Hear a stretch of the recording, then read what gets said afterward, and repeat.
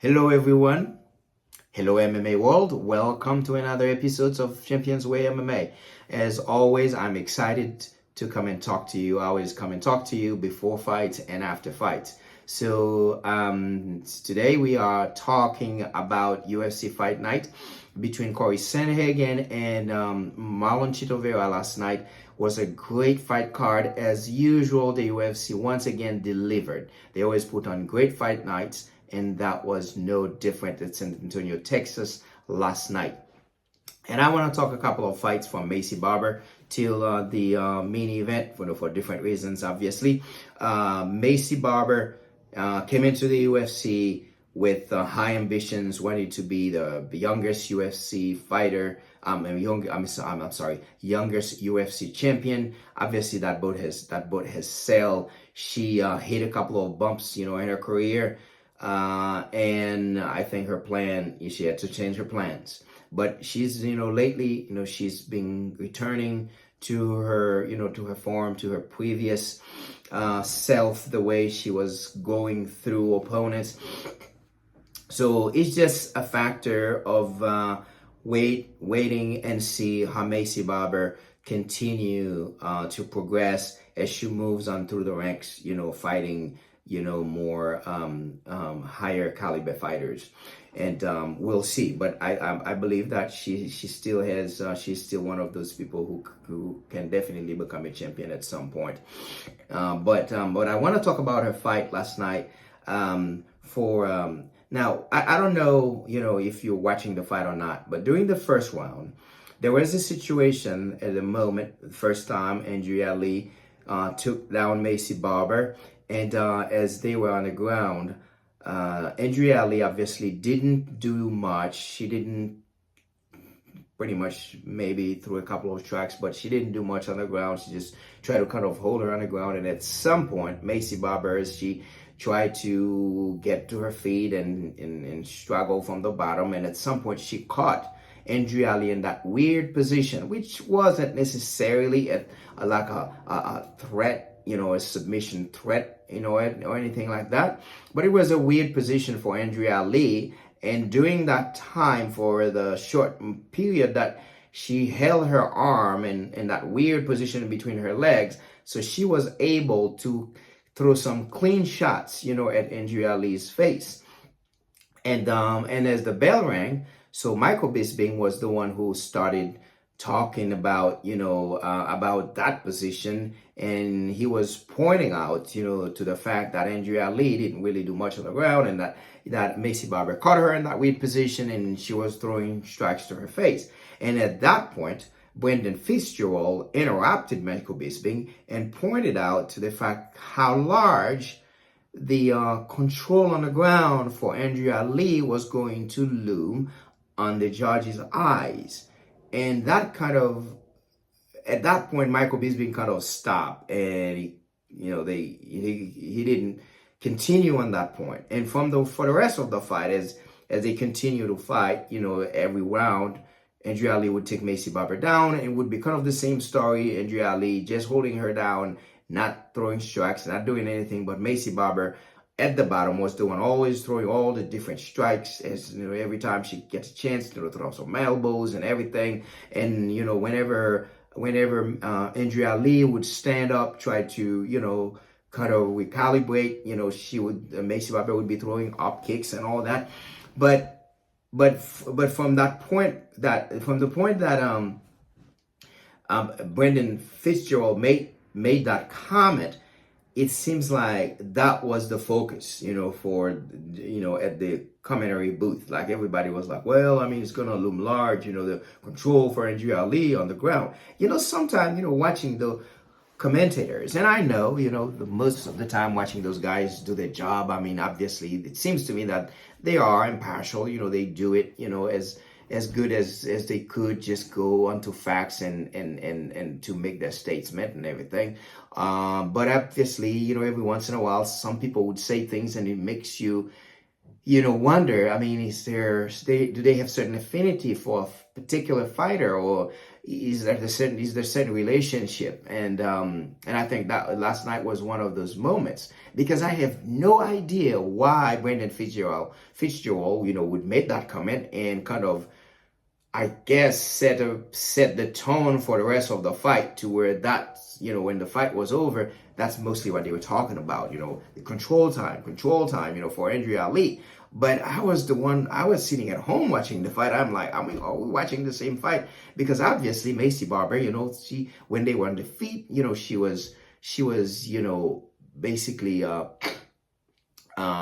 she was leading the pace and throwing more strikes. And when they're on the ground, she was still throwing more strikes. So I understand. I mean, I guess takedowns, may loom large, but control on the ground may loom large. But I guess if you just hold somebody down while they are still throwing strikes at you, and then whenever they're on their feet, they're, hitting you more times than you are, I think the chance of you losing is pretty high. And I'm so happy that the judges got it right. At least on that one, they got it right. So I'm happy for Macy Barber, because that would be, I think that would be a robbery if she didn't win. But anyway, so let's move on to Holly Holm versus Yana Santos. Man, what a woman. What a competitor. At her age, 41 years old, Holly Holm is fighting like somebody who is truly trying to become champion again, and I'm very impressed by her. I mean, at that age that she's fighting, she's still set on trying to fight her way into another championship fight. I mean, kudos to Holly Holm and Yana Santos. Whatever. I don't know, because obviously it seems like she came into the fight wanting to take Holly Holm down. Now, apparently that was her game plan, to take her down, because of the striking ability of Holly Holm. I think people kind of, they sleep on the idea that over time Holly Holm has accumulated skill, the full skill set of a really, full, complete mixed martial artist, and she showed that last night, and it's almost like she did it on purpose, because obviously she could stand, and she was doing better on the striking, and I'm pretty sure she could if she wanted to stay the track. But it's almost like she wanted to prove a point to Yana Santos, beat her, at the game plan that she intended to beat her through. And great for Holly Holm. That was a great performance, by her. But anyway, so let's move on to the main event between Marlon. This cord is just pulling me. Yeah, the main event between Marlon Chito Vera and Corey Sanheghen. That was an excellent fight. I think Corey Sanheghen put on excellent performance. He was on point. His moving, side to side, good lateral movement, good head movement. I think he did everything perfectly, and he kept, to kind of mix things up, kept taking Marlon Chito Vera down. So anytime that Marlon, started to feel a little comfortable, he would take him down. And I think he did really a great job. And I think because of the threat of taking down, that's probably one of the reasons. Because obviously we could say anything about this fight. We may say that Marlon Chito Vera never kind of get off last night. We can say that, but we can say also that Corey Sanheghen fought such a great fight, against Marlon. He kind of shut him off completely, because obviously Marlon Chito Vera, usually is sort of a slow starter, but last night he never really got off, and Corey Sanheghen fought an excellent fight. The problem is, as everybody noticed, it was a shock to me as well as it was for all of you guys, that it was a split decision.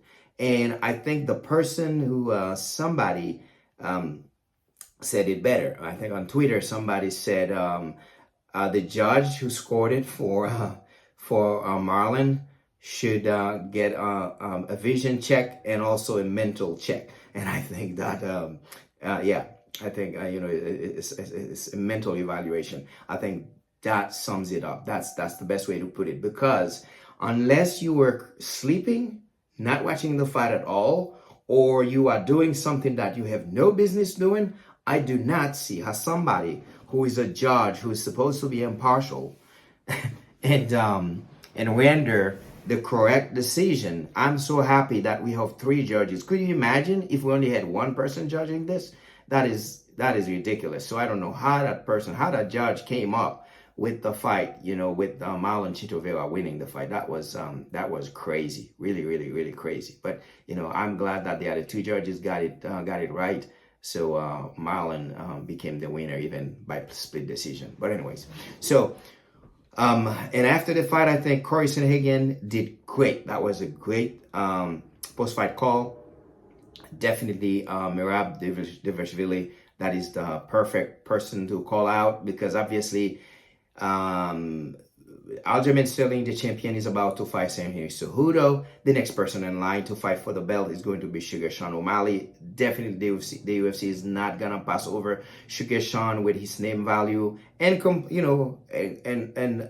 together with his skills and his his appeal in general, as a fighter. So I think they wouldn't pass him over for anyone. So even if Henry Cejudo would win, you could say, well, now Merab could fight for the belt, but I'm pretty sure it's Sugar Sean O'Malley. Unless he can't compete, he's gonna get the next nod. So I think that was the correct call for Sanheghen. That way he doesn't have to waste too much time, and because that's gonna be a long time before all those fights happen, before he could get a title fight. And obviously if he beats Merab, he is definitely the number 1, clearly. And for Marlon Vera, where does he go from here? I think he's still, at a good spot. I would think the next fight that makes sense for him would be somebody like Peter Yan, or maybe in a rematch, with Song Yadong. Song Yadong beat him in 2020. So those 2, I would think, are the best options for Marlon Chito Vera. Anyways, guys, go to the comment section. Let me know what you think.